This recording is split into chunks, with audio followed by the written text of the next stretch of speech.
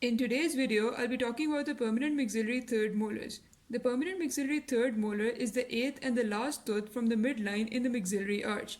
According to the universal numbering system, the maxillary right third molar is tooth number 1 and the maxillary left third molar is tooth number 16. It is the smallest molar and it is the most variable tooth in the maxillary arch.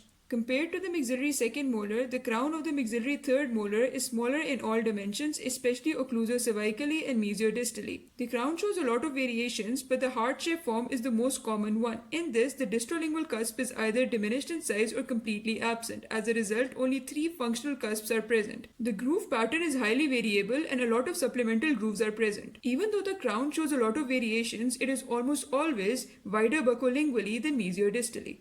Another crown type is the rhomboidal form. In this, 4 cusps are present and it is also wider buccolingually than mesiodistally. This is the continuous cusp type and it is also wider buccolingually than mesiodistally. The root also shows a lot of variations. The most common root type is the 3-root type, in which we have 2 buccal branches and 1 lingual branch, which may be partially or completely fused together. In the midroot section, you can see that the lingual branch is wider mesiodistally while the buccal branches are wider buccolingually. In other root types, the branches are completely fused together and they are wider buccolingually than mesiodistally. Coming to the variations and anomalies, the maxillary third molars exhibit the most divergence in crown and root form in the maxillary arch. Peg third molar may be present, which has 1 cusp and it is devoid of grooves and pits.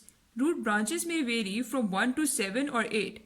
Root length and curvatures vary. Root deflections are common. Maxillary third molars are often congenitally missing or impacted. Supernumerary teeth, although rare, are sometimes present distal to the third molar area. When present, they are usually impacted.